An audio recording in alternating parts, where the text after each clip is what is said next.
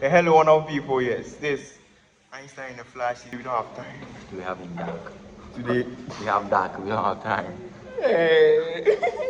Today, what I'm going to do is that we've realized that this place is really haunted, and I've realized that it is not magic or magicians that's after us. It's a scientist. It's a physicist, and today we'll find out who. We will find out who is responsible for all the catastrophes that have been happening in this community. So yes, Omar will take you through everything that we need to know about telepathy. Today we're talking about telepathy, and you know why we want to talk about telepathy. Until then, I'll leave you guys here. Omar, take over. I'll be going to work on editing device. That will sink Sure. into this. So We'll I'll be catch you. fast. I'll catch you.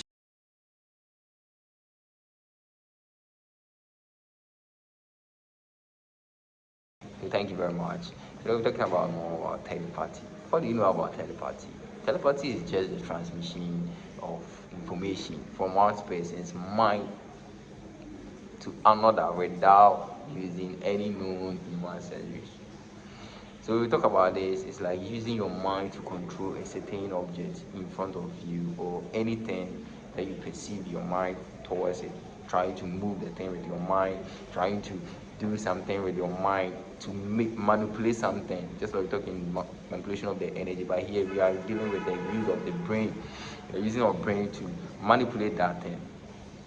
So this deals with it's like a physical interaction. Yeah, it's physical interaction. Humans have been delving a lot to prove this telepathy, to make sure it actually works or it exists. This is why humans thought it could work out. So we tried using a magnetic property for this type of interaction. So we used a magnetic property in the human brain to be enabled us to understand the paranormal phenomena. But this paranormal phenomena, not knowing that it's just the whole control, they use 100% of the brain capacity or ability to do this telepathy before one can do that. And in parapsychology, say delving more to particular parapsychology. In parapsychology, telepathy is mostly associated with a clairvoyance and precognition, and these define the form of the extrasensory perception of form psychic and mechanism which we believe so-called, we call it psi. It's one of the also scientific symbols that we use mostly in our calculation, the psi. There are types of these telepathies, and these are we have the latent telepathy, the recognitive telepathy, the emotive telepathy, and superconscious telepathy. So these emotive telepathy just deal with emotions. When one becomes sober or emotion, telepathy part of the brain which controls that thing start to activate. Thought is a symptom of psychosis and schizophrenia. And when this happens to patients, they mostly believe their thoughts are not of their own. Because of this psychosis and is affecting parts of the brain that is making them thinking they are not thinking. So actually they think their thoughts are not their thoughts. And we have also a brain-brain interface. And brain-brain interface is also a direct communication pathway that is between the brain of one animal and the brain of another animal. Dealing with this, we can also consider the magnetic stimulation. And this magnetic stimulation could also be applied to transfer information from one brain to another. Let us take a very good closer look at this information.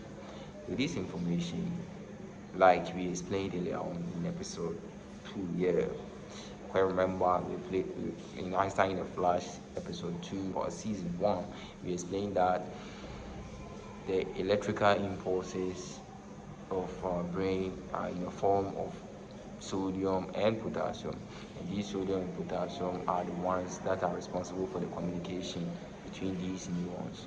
And we learned also that electrons oscillate back and forth. If you remember this action that I did earlier on, go back and forth. The impulses they travel in the back and forth movement, just like how the electrons oscillate.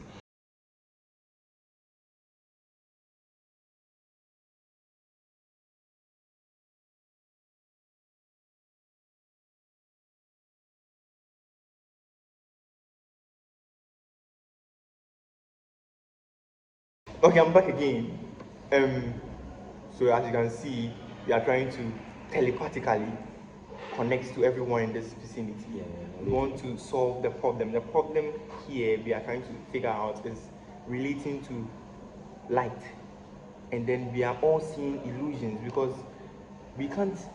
I don't know if they are real, bro. Yeah, they aren't real. They aren't real. We are of the view that people are seeing illusions, and so we want to telepathically connect to everyone. This is what you're going to do. Yeah, Yes. What you're going to do is that they're going to send an electromagnetic pulse that will disrupt every antenna that's around this community. Sure. And then what you do is that the rest of the antennas that are left are human brains. Yes, so we send a brain wave that we have been able to, devise using the Fourier transforms that we talked about in the previous episode, and then we'll compress these brain waves in such a way that we can hear them into the range in audible range of hearing, and then when we're able to do that, the humans that are around, everyone here can be able to hear that particular vibrations. What you're going to do is that this energy that you're going to give to the human brain will override their brains. We are unintentionally overriding everybody's brain. We are very sorry. I'm saying I'm sorry. I'm doing it anyway. You mean when you say I'm sorry? Yes, you're going to override everybody's brain, and then when we do that, you can be able to, in a snap second, realize what you are seeing is not real. We'll send you that message through the overration, and then you're able to realize that everything that you are seeing is not real. So I'm going to do that right now in 10, 9, 8, 7. Put this together. You can. The last one. Good. It did. Wait, bro. Look at this. Look at this. There is a surge. They're not corresponding, bro. How come there was a quick surge in Told you, bro.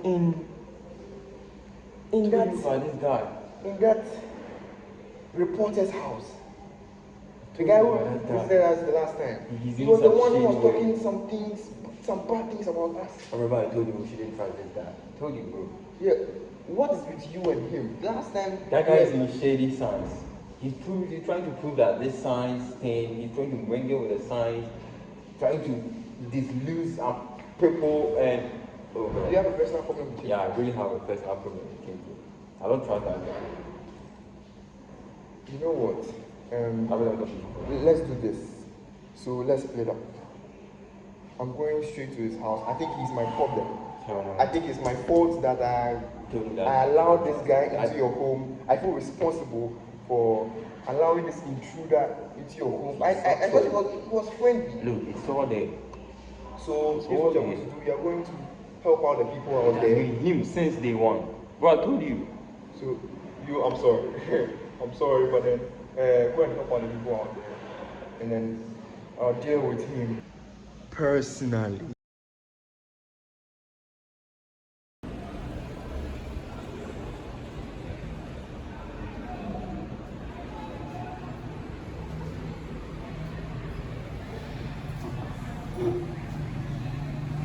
So it was you.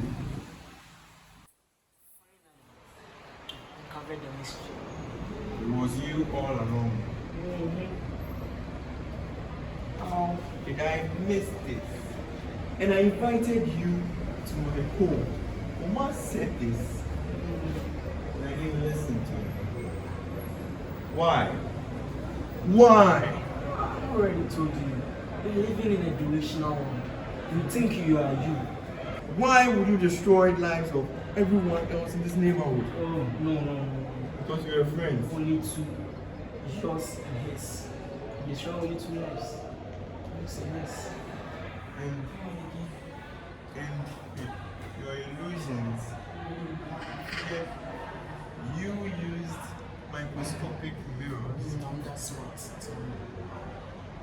and you planted them all over this neighborhood. And then they were so unnoticeable. They were played by you all along. That's how genius You think. were pulling the strings. That's how genius think. Why? So we're living in a delusional world. Come on!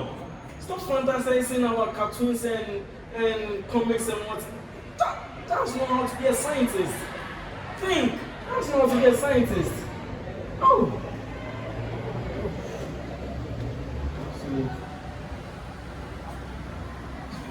So you think you are the hero or what? The chosen one. Why would you do that? Do you envy him? Do you envy me? What is your motive? Since you came into this environment, I told you mysterious things are happening. I don't like it. It's so Einstein in the flesh. I don't like it. I hate it. In fact, I hate positive people. People fantasizing, spreading lies, deceiving people, saying you are Einstein in the flesh. You don't do that. That's not to be a great scientist. Do something. Do something important. Dr. Reflecto not giving Caleb any substantial Nothing reason of sorry to people. why Jemima is dead, broken. Already crying. I've been waiting for this moment. What a pleasant sight. I've been waiting for this moment for a long time. The game just started. Don't worry, I don't cry. Why are you laughing now? You're good. Oh, I know. Tell me I'm good. I know. You're good. But one thing about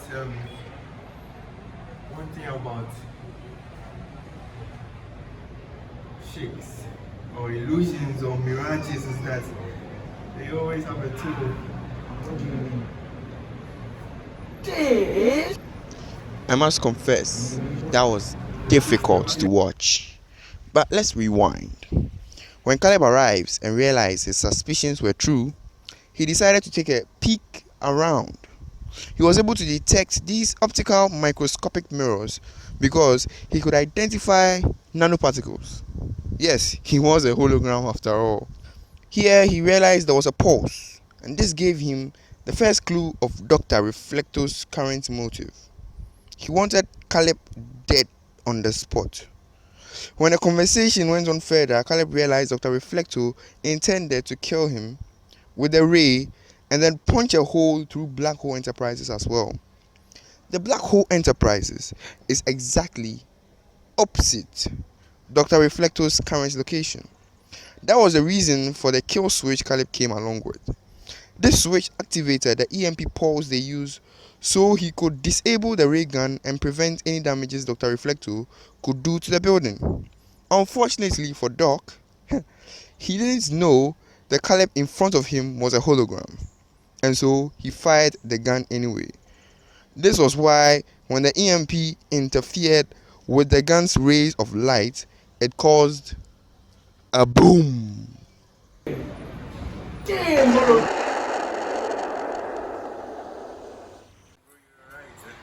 I told you that guy. He mean business. I told you. I know that guy that was having something that it seems. Should have known first, bro. I didn't know why he didn't see him. Should have known. Yeah, you. Moment of truth. We are one, bro. Still one. Take it, reset it, right? Bro, let's go. I'll be joining you soon.